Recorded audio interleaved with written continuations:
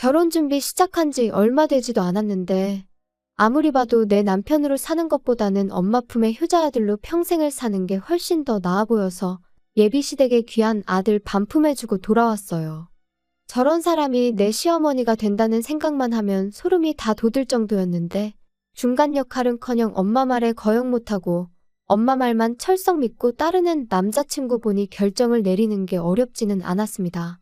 몇 년을 연애했고 눈에 콩깍지가 끼어있다 해도 제가 스스로 제 발을 10월드 구렁텅이에 빠뜨릴 정도로 무지렁이는 아니었거든요. 어설프게 조율하는 것보단 빠른 파혼이 맞다 싶어 이렇게 큰 결단을 내렸습니다. 저희가 상견례할 당시만 해도 아무런 문제가 없었어요. 오히려 예비 시어머니가 먼저 허례허식은 생략하자고 예물 예당 같은 거 하지 말고 애들한테 한 푼이라도 보탬되는 걸 해주자고 먼저 제안을 했었거든요. 저희 집에서도 당연히 찬성을 했고 결혼도 반반 결혼 생각하고 있으니 얼마를 도와주시던 간에 똑같이 맞추겠다고 제안을 하셨는데 예비 시어머니가 먼저 집은 원래 남자가 해오는 거 아니겠냐며 그냥 혼수만 준비해오면 된다고 나왔습니다. 옛날이야 그랬지만 요즘 누가 남자가 집 해오고 여자가 혼수해가고 하면서 결혼을 하냐고. 부담 가지실 필요 없으니 반반 결혼하자고 한 번 더 물으셨는데 예비 시어머니는 절대 그렇게 할 수 없다고 단호하게 거절을 했었습니다. 반반 결혼을 한다는데도 계속 싫다고 우겨대는데 어떻게 별 수가 없었어요. 그래서 혼수 비용에 결혼식 비용, 신혼여행비까지 전부 저희 집에서 다 하겠다 말하고 그렇게 이야기를 정리했습니다. 친구들은 요즘 그런 시어머니가 어디 있냐며 저보고 전생에 나라를 구했냐느니 어쨌다느니 소리를 하면서 부러워했어요. 다들 부럽다 부럽다 하니까 저도 처음에는 좋은 시댁 만났구나 막연하게 그렇게 생각하고 있었죠. 그런데 그 해준다던 신혼집이 제가 생각했던 것과는 많이 달랐습니다. 집을 해준다니까 뭐 강남에 몇십억 하는 아파트를 들어가야겠다 그런 욕심을 부렸던 건 절대 아니었어요. 다만 신혼집의 위치라든지 그런 것들에 있어서 당연히 그 집에서 살아갈 저희에게 선택권이 있는 건 줄 알았거든요. 그런데 그런 게 아니었어요. 집은 이미 상견례, 아니 저랑 남자친구 결혼 이야기 처음 오가기 시작했을 때부터 구해져 있던 거나 마찬가지인 상황이었죠. 집을 해준다고 했지만 애초에 매매로 집을 해주는 게 아니었습니다. 전세로 들어가는 거였고 집주인은 다른 사람이 아닌 예비 시어머니의 친언니, 그러니까 예비 시이모님이었습니다. 남자친구네 이모가 누군가에게 전세를 주고 있던 집이었는데 그쪽 지역이 재개발 호재가 생기면서 전세 가격이 많이 올랐다고 하더라고요. 그런데 그 집에 먼저 살고 계시던 분이 오를 만큼 오른 전세금을 감당하지 못해 재계약을 못하고 나가게 되었는데 예비 시이모라는 그분이 욕심을 부렸는지 그 사람이 나간 뒤로 계속 빈집으로 놀리고 있었다고 하더라고요. 그런데 마침 저희 결혼 이야기가 오가기 시작했던 거고 예비 시어머니가 그 집에 전세를 얻어 저희 신혼집을 해주겠다는 소리였던 거예요. 애초에 반반 결혼이 성립이 안 되었던 건 전세금을 예비 시어머니가 해주는 거긴 하지만 결과적으로는 돌려받아갈 돈이니 저희한테 땡전 한 푼 안 도와주는 거나 마찬가지였던 거죠.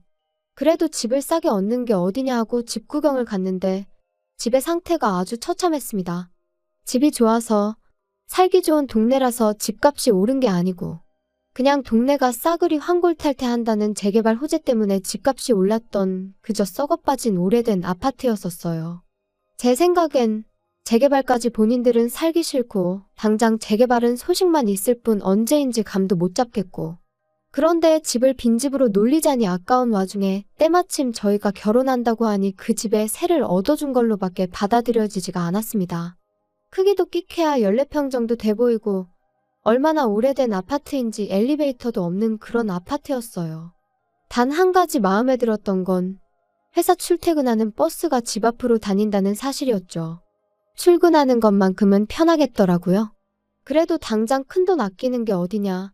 집에 들어가는 돈 신경 안 쓰고 살아도 되게 된 만큼 열심히 모아서 좋은 집으로 이사 나가자 그런 생각이었죠. 저희 부모님이 저희 신혼집이라고 사진 찍어 놓은 거 몇 개 보여드렸더니 완전 사기당한 기분이라고 하시더라고요.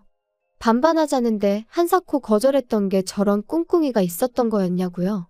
그때만 해도 저는 저희 부모님을 설득했어요. 좋은 점만 보자고요. 집도 오래되고 평수도 작으니까 혼수도 대충 가성비 제품으로 채워놓고 이사 갈 때 새로 구하면 되는 거 아니겠냐고요. 어쨌든 덕분에 한동안 내야 할 대출이자 아꼈다고 치면 반반 결혼하는 거나 마찬가지 아니겠냐고 그렇게 부모님을 설득했어요. 그런데 하루는 남자친구가 저한테 종이 한 장을 건네주더라고요.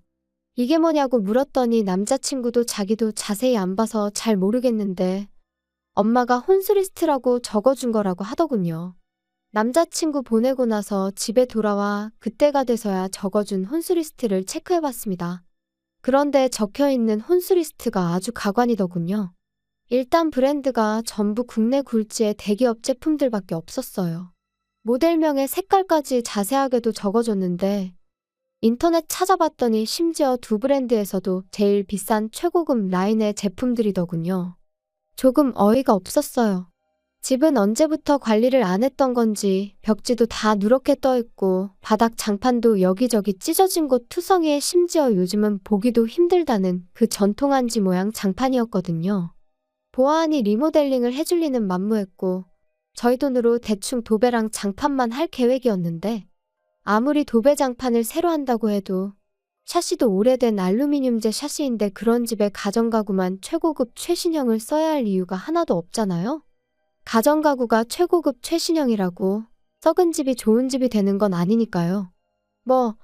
어차피 열심히 모아서 이사갈 계획이 있긴 했지만 그때 가서 좋은 가전 좋은 가구 맞춰서 놓고 싶지 미리 사둔다고 생각하는 건 방법 축에도 들지 못했죠.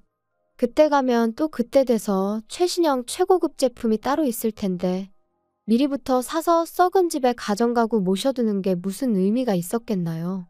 끝까지 읽어보니 별게 다 들어가 있더라고요. 하도 오래된 구축이라 방음은 잘 되게 하겠다만 14평 집에 75인치짜리 TV는 왜 필요하고 홈시어터랑 안마의자는 또 왜 필요한지 싶었습니다. 애초에 저희가 TV를 그렇게 챙겨보는 스타일도 아니고 안마의자도 있으면야 편하긴 하겠지만 솔직히 저희 나이에 안마의자가 벌써부터 필요한가 싶기도 하고 거실이라고 저희 둘바닥에 누우면 꽉 차는 느낌인데 거기에 그런 초대형 TV에 음향 시스템까지 갖춰놓고 안마의자까지 놓는 생각을 하니 들어는 갈란지 발 디딜 틈이라도 있을런지 감도 안 잡히더군요. 방이 2개이긴 했는데 워낙에 좁은 평수였다 보니 거실이 더 좁아지는 구조였거든요. 애초에 그 커다란 TV가 아파트 중앙현관을 지나서 저희 집에 들어가기나 할까 싶더라고요. 아무리 봐도 이해가 안 돼서 일단 남자친구한테 먼저 전화를 했죠. 어머님이 적어준 혼수 리스트 봤냐고 물었더니 엄마가 적어준 거고 자기는 안 봤다고 대답하더라고요. 그래서 제가 사진 찍어서 보내줄 테니 한번 봐보라고 했습니다. 그런데 남자친구는 우리 엄마가 적어서 보내준 건데 어련히 알아서 잘하지 않았겠냐며 피곤하다고 그냥 전화를 끊어버리더라고요. 지네 엄마가 결혼하는 것도 아니고 지가 결혼하는 건데 어떻게 저렇게 무관심할 수가 있나 싶었고 어이가 없었죠. 하지만 차라리 이게 낫겠다 싶었어요. 괜히 중간에 남자친구 껴서 예비 시어머니랑 의견 조율하는 것보다 제가 직접 전화해서 이야기하는 게 훨씬 좋겠다 싶었으니 말이죠. 그때가 이미 저녁 늦은 시간이었어서 생각난 김에 바로 전화하고 싶었지만 매너가 아닌 것 같아 다음 날까지 기다렸다 회사 점심시간 활용해서 예비 시어머니한테 전화를 걸었습니다. 그런데 전화는 안 받고 톡으로 왜 전화했냐는 답장이 오더라고요. 예비 시어머니가 전화 받기 조금 난감한 상황인가 싶어서 그냥 저도 기다릴 것 없이 톡으로 물어봤어요. 혼수 리스트 적어준 거 보니 이해가 안 되는 점이 많아서 연락드린다고요. 일단 그런 최신형 대형 가정가구를 넣기엔 집이 많이 좁은 편인 것 같다고요. 그런데 예비 시어머니는 요즘 혼수해오면 다들 기본적으로 그 정도는 해온다던데 그런 것도 모르냐며 오히려 역으로 저한테 물어보더라고요. 저는 그저 혼수는 집에 맞게 무리하지 않는 편에서 제가 알아서 정하고 싶다고 그래서 물어본 거라고 대답했는데 예비 시어머니는 얼마짜리 집을 해주는데 그까짓 혼수 얼마나 된다고 그것도 못 해오겠다고 이러느냐고 말하더군요. 제가 못 해가겠다고 하는 소리가 아니라 집에 안 어울려서 그러는 거라고 다시 설명을 했지만 남들 다 해가는 만큼만 적은 거니 앓는 소리 하지 말고 하나도 빠짐없이 다 하라고 하더라고요. 그 이후에는 톡을 보내도 읽고 무시하는 식이었어요. 곰곰이 생각해봐도 이건 아니다 싶더라고요. 솔직히 막말로 집도 말이 해준다는 거지. 남의 집 빌려다가 당분간 저희들 살게 해주는 거잖아요. 저희 사는 중에 만에 하나 재개발이 시작되면 뭐 분양권을 저희한테 넘겨줄 것도 아니고 그렇다고 저희 앞으로 그 돈을 주기로 한 것도 아닌데 사실상 돈거래는 예비 시어머니와 한가족인 예비 시이모님 두 분 사이에만 오간 거지 제가 땡전 한 푼 받은 게 없는 거나 마찬가지였잖아요. 그런데 예비 시어머니 욕심에 집에 어울리지도 않는 혼수를 해오는 것도 말이 안 된다 싶어서 그냥 저도 제 뜻대로 밀어붙이기로 했습니다. 혹시나 또 집 해주는데 어쩌고 하면서 뭐라고 하면 제가 생각한 거 그대로 한마디 되갚아주려고요. 시어머니가 적어놓은 혼수 목록이 대충 계산만 해봐도 5천만 원이 훌쩍 넘었거든요. 제가 인터넷 뒤져가며 이것저것 찾아서 가성비 제품들로 구성해봤더니 그 코딱지만한 집 채우는데 500만 원이면 충분하겠더라고요. 예비 시어머니가 아들 시켜서 저한테 종이 한 장 휙 던져놓고 통보식으로 혼수 목록 줬던 것처럼 저도 똑같이 제가 새로 고친 혼수 목록 톡으로 사진 찍어서 예비 시어머니한테 보냈어요. 톡으로 또 이게 뭐냐고 물어오길래 불편하게 톡으로 하지 말고 전화로 하자고 말했죠. 뭔가 싶었는지 이번에는 전화를 바로 받더라고요. 예비 시어머니는 전화 받자마자 내가 적어준 거에서 뺄 게 뭐가 있다고 그걸 네 맘대로 고치냐며 짜증 섞인 목소리로 말을 꺼냈습니다. 제가 보니 빼고 고치고 할 게 한두 가지가 아니라서 다 고쳤다고 이유도 다 설명드리겠다고 말씀드렸죠. 짜증난 시어머니 말투 뒤로 하고 제 할 말을 시작했어요. 방이 2개라고 에어컨 방마다 설치할 수 없으니 하나 빼는 거다. 건조기가 있으면 저희가 편하겠지만 안타깝게도 베란다가 너무 작게 나와서 설치조차 불가능하다더라. 그리고 저희들 맞벌이 하는 데다가 집에서 많이 먹어봐야 저녁 한 끼 먹는 게 고작인데 설거지할 게 얼마나 나온다고 식기세척기를 놓냐. 그래서 그것도 빼버렸다. 같은 이유로 양문형 냉장고도 필요 없다고. 냉장고에 들어간다고 음식이 안 상하는 것도 아니지 않느냐? 괜히 큰 냉장고 때문에 안 그래도 좁아터진 집 더 좁아 보이고 전기세만 더 많이 나온다고. 그냥 적당한 크기의 냉장고로 바꾸겠다 했죠. 이런 식으로 하나하나 조목조목 이유를 대가며 바꾸는 이유랑 아예 목록에서 제외해버린 이유를 설명하니 예비 시어머니가 아주 잘났다고 벌써부터 돈을 이렇게 아끼는 걸 보니 조만간 부자 되겠다며 빈정거리는 말투로 말을 하더라고요. 하지만 그게 끝이 아니었죠. 아직 대망의 TV랑 홈시어터, 안마의자랑 고급 소파까지 거실에 들어갈 가전가구들은 시작도 안 꺼냈거든요. 솔직히 이 부분이 제일 거액이었다 보니 꼭 짚고 넘어갈 생각이었어요. 예비 시어머니한테 단도직입적으로 거실에는 테이블 하나랑 좌식의자 2개 정도 놓고 아무것도 놓을 생각 없다고 했습니다. 좁아터진 집 넓어 보이려면 아무것도 없는 게 최고인 거 모르시냐고. 그리고 집에서 TV 볼 일도 거의 없는데 무슨 TV냐. 그냥 거실에서는 차나 가끔 마시고 휴식하고 싶을 때 쉬는 공간으로 쓸 계획이니 그런 고급 가전제품들은 하나도 필요 없다고 딱 잘라서 말했죠. 예비 시어머니는 TV도 없이 세상 돌아가는 소식은 어떻게 알고 살 거냐고 집에 TV를 안 놓을 생각을 하냐며 뭐라고 하길래 요즘 그런 건 TV 없어도 다 폰으로 보고 컴퓨터로도 볼 수 있는 거 모르시냐 했죠. TV 틀어봐야 재방송밖에 안 해주는 것 같은데 잘 보지도 않는 거 매달 요금 내고 그런 거 신경 쓸 바에 아예 TV 없이 지내보겠다고 말했습니다. 그랬더니 예비 시어머니가 그럼 안마의자랑 TV 그런 것들은 당신 집에 놓을 테니 생략하지 말고 당신 집에 가져다 놓으라고 하더군요. 그래서 제가 지금 무슨 소리를 하시는 거냐 했습니다. 혼수 이야기 하고 있는데 왜 신혼집 가전가구를 어머님 댁에 놓으라고 하냐고 되물었죠. 그랬더니 예비시모가 생각해보라며 그래도 내가 집까지 해주는데 뭐라도 하나는 받아야 면이 좀 서지 않겠냐고 하는 거예요.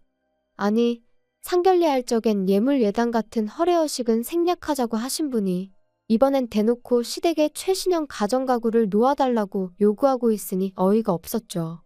심지어 그것들만 해도 거의 2천만 원이 넘는 고가의 제품들이었거든요. 예비 시어머니는 계속해서 허례허식이 아니라 집 해주는데 혼수 고작 그거 해오면 수지타산이 안 맞지 않느냐며 계속해서 바꿔달라고 요구를 해오더군요. 아무리 생각해도 이건 아니다 싶었고 더 말해봐야 말도 통하지 않겠다 싶어서 그럼 한번 생각해본다 말하고 다시 연락드리겠다 한 뒤 전화 끊어버렸습니다. 그렇게 전화 끊고 나니 정말 말 그대로 현타가 오더라고요. 막상 저랑 결혼한다는 남자친구는 엄마가 혼수로 얼마나 말도 안 되는 걸 요구하고 있는지에 대해서는 관심도 없지 싶었고 시어머니 될 사람은 제가 악착같이 돈 안 쓰려고 기싸움하는 것 같으니 뭐라도 뜯어내려고 하는 심보인 것 같았고요. 그러다 보니 아무리 생각해도 이건 좀 아니다 싶어서 그날은 퇴근하고 자취방이 아니라 부모님 집으로 돌아갔어요. 그리고 부모님한테 이 상황을 말씀드렸죠. 14평짜리 집에 꽉꽉 채워 집어넣을 최신형 대형가전부터 가구들까지 목록 적어놓은 것도 보여드렸어요. 어머니도 기가 찼는지 어이없다는 표정을 지으시더라고요. 당장 남자친구한테 전화해서 그냥 결혼은 양가 도움을 받지 말던가 반반 똑같이 지원받아서 하는 걸로 하자고 말하라시더라고요. 그래서 남자친구한테 바로 전화를 했어요. 지금 상황을 충분히 이해가 되도록 설명을 해줬는데 남자친구는 그런 건 생각도 안 하고 바로 짜증부터 내더라고요. 애초에 그럴 거면 해온다고 하질 말았어야지 않는 거 아니냐고요. 그러면서 또 한다는 소리가 엄마랑 이야기해보고 연락 줄 테니까 그렇게 알라고 하는 겁니다. 예비 시어머니만의 문제였다면 저희 부모님이 어떻게든 조율해보려고 도와주셨을 텐데 가만 보니 이건 비단 예비 시모 혼자만의 문제가 아니라 그 아들인 남자친구한테도 문제가 있다는 걸 알게 되었습니다. 저희 부모님도 그 상황을 두 눈으로 목격하시니 엄청 열받아 하셨어요. 어머니가 저한테 예비사돈한테 남자친구가 전화 걸어서 통화 못하기 전에 곧바로 전화 좀 걸어보라고 하더라고요. 남자친구가 예비시어머니한테 전화 거는 걸 미뤘던 건지 예비시어머니가 바로 전화를 받았어요. 바로 전화 받으실 분이 아닌데 생각해보니 제가 시댁가전 바꿔주는 걸 생각해보겠다고 말하고 전화를 끊었었다는 게 생각이 딱 나더라고요. 예비시어머니가 전화를 받는 걸 확인하자마자 저희 어머니께서 핸드폰 바로 뺏어다가 한마디 하셨어요. 이런 식으로 나올 거면 그냥 반반 결혼시키자고요. 예비 시어머니는 어떤 상황인지 곧바로 눈치를 챘던 건지 거기서 오히려 큰 소리를 치더군요. 아니, 그럼 애초부터 해온다는 소리를 하지 말았어야 했던 거 아니냐? 그리고 한쪽에서 집해오면 반대쪽에서는 원하는 대로 혼수해오는 게 당연한 거 아니냐고 하는 겁니다. 그 말 듣자마자 저희 어머니가 다시 전화에다 대고 한 소리 하셨어요. 내가 단칸방 들어가서 월세 사는 한이 있더라도 지금 사는 집 저희 신혼집으로 쓰게 내주겠다고요. 집은 내가 해올 테니 예비사돈이 혼수를 해오는 걸로 하셔라 했습니다. 다 쓰러져가는 14평 쓰레기 아파트 가지고 혼수 5천만 원치 받으려고 했나 본데 우리 집은 당신 언니가 가지고 있다는 그 잘난 집보다 평수도 크고 집값도 훨씬 더 받는 거 알고 계시냐고. 그러니 우리 집 신혼집으로 내주면 아주 리모델링부터 시작해 가정가구에 자동차까지 싹 다 받아내야겠다 했습니다. 집 해오면 원하는 대로 혼수해주는 게 당연한 거라고 하셨지 않냐고. 어디 한번 얼마나 해오는지 한번 두고 봐야겠다고 으름장을 놓으셨죠. 그랬더니 이게 지금 경우없게 뭐 하는 짓이냐고 따지더군요. 예의라고는 눈꼽만치도 없는 행동인 거 알고 그러는 거냐며 큰 소리를 치길래 제가 어머니한테서 전화기를 뺏어다가 예비시모한테 한마디 해줬습니다. 당신네들이 했던 거 그대로 똑같이 하는 건데 경우 없고 예의 없다고 하는 걸 보니 아줌마가 아들 결혼을 빌미로 얼마나 개수작을 부리고 있는지는 알고 있는 것 같아서 다행이라고요. 제 말을 듣고는 언성을 높이며 너는 시어머니가 아주 우습게 보이냐고 아주 시집 오면 버르장머리를 개조해줘야겠다고 겁을 주더라고요. 그래서 저도 한마디 해줬습니다. 아줌마 정신 차리라고요. 아직도 내가 결혼하고 싶어서 이러는 건 줄 아냐고 파혼하자고 하는 소린데 눈치 좀 챙기라고 한마디 해줬어요. 예비 시어머니가 저보고 말 다 했냐 그러길래 뭐 더 듣고 싶은 말 있으시냐고 한 번 더 듣고 싶으면 말만 하라고 했어요. 몇 번이고 더 해줄 수 있다고 말이죠. 그렇게 파혼하고 나니까 여태까지 결혼에 관심도 없어 보이고 엄마 말 거역하지 말라던 남자친구가 찾아와서는 한 번만 기회를 달라고 제 앞에 싹싹 빌더라고요. 그런데 그 모습이 전혀 신뢰가 가지 않았어요. 엄마한테 무슨 말이라도 듣고 찾아온 건 아닌가 싶더라니까요. 이모네 집 세입자 못 구할 것 같아서 저러나 혼수로 모티비라도 하나 바꾸는 걸로 줄여보겠다 하려나 싶었어요. 그때 딱 느꼈죠. 결혼을 하겠다고 정하긴 했지만 이 사람이 없으면 못 살겠다 싶을 만큼 깊이 사랑했던 건 아니란걸요. 애초에 저는 이미 혼수리 스트랍시고 남자친구한테서 종이 한 장 건네받았을 때부터 결혼할 마음이 싹 달아났던 것 같아요. 남자친구한테 내 마음 돌릴 생각 없다고. 파혼의 이유가 당신 어머니한테만 있는 건 아니니 너무 엄마 탓은 하지 말라고 한마디 해줬네요. 애초에 너가 나랑 결혼하고 싶었으면 나랑 너네 엄마랑 저렇게 개싸움 나게 두지는 않았을 거 아니겠냐고 하니 아무 말도 못하고 돌아가더군요. 한편으로는 거액의 혼수 목록을 받았을 때 그때 차라리 후련하게 정리해버렸다면 이렇게 마무리가 더럽지는 않았을까 싶은 생각이 들 때도 있습니다. 하지만 여전히 그거 하나만큼은 확실하네요. 꼴 같지 않은 집구석에 주제 파악시켜주고 내 하고 싶은 말 속 시원하게 다 내뱉어낸 거, 그 덕에 제 속은 후련해졌고 아무 미련 없이 끝낼 수 있었다는 거 말이에요.